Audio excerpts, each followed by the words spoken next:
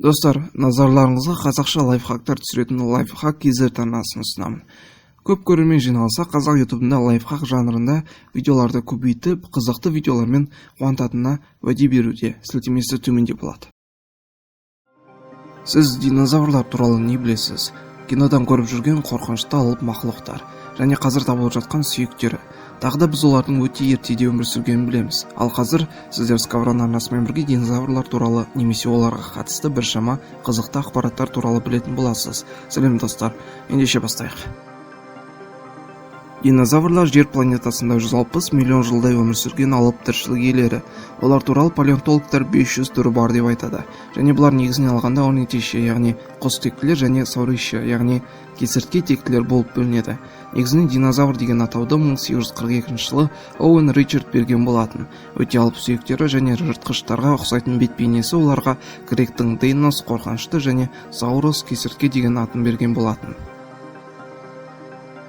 Ал бұл жануарлар қалай жойылып кетті?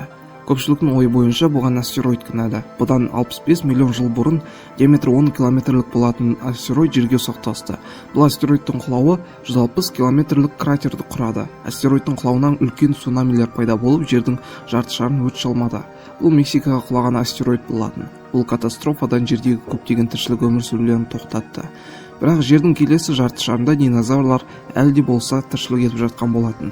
100 мың жыл өткеннен кейін тағы бір астероид құлады. Ендігі кезекте бұл астероид Мексикаға құлаған астероидтан да үлкен және соған қарай зардабы да өте қыруар болатын.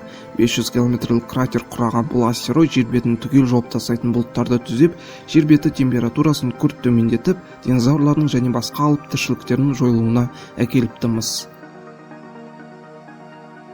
Бірақ 1945 жылы Jules Root атты неміс ғалымы Мексикадан көптеген артефакттар тапты.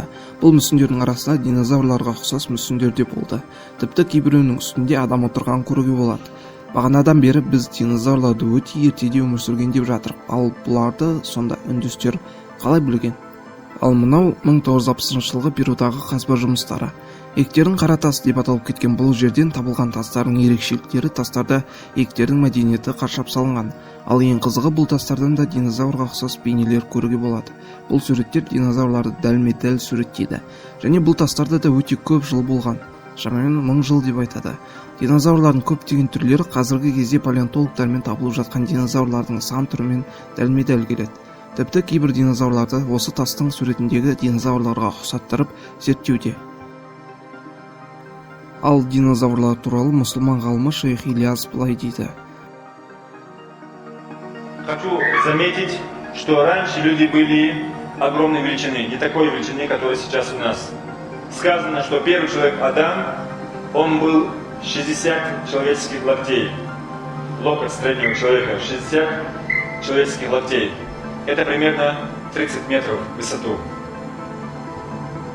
И, соответственно, животные тоже были огромной величины.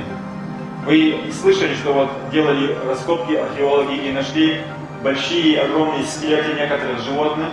И они думают, что раньше были другие животные с другими названиями. Придумали какие-то названия: динозавры, стегозавры, бронтозавры. На самом деле это были те же самые животные, но они были огромной величины, так же как и люди были огромной величины. То представьте себе, если Адам он был 60 локтей в высоту, это примерно 30 метров, то представьте, курица, которая была в его время, какой была величины. Например, 5 метров в высоту. Если сегодня встретить такую курицу, он подумает, что это какой-то бронтозавр. Сонымен келтірген мысалдарға қарап, динозаврлар миллион жыл бұрын өлді деу қиын. Ең қорқынышты қай динозавр болған? Ұзындығы 12 метрге, салмағы 6 тоннаға дейін жететін, жақтары үлкен және бірнеше қатар тістері бар тираннозавр рекс және аллозавр сияқты сүтқоректілер ең қорқыныштысы болған. Тираннозавр рекс өзінен әлсіздеу динозаврларды аңдаған, сондай-ақ өлген жануарлардың етін азық еткен. Құрлықтағы ең үлкен динозавр Лохитери болған. Салмағы шамамен 30 тоннадан асқан. Ал қазіргі кезде ең үлкен сүтқоректі салмағы небәрі 7 тонналық Африка пілі.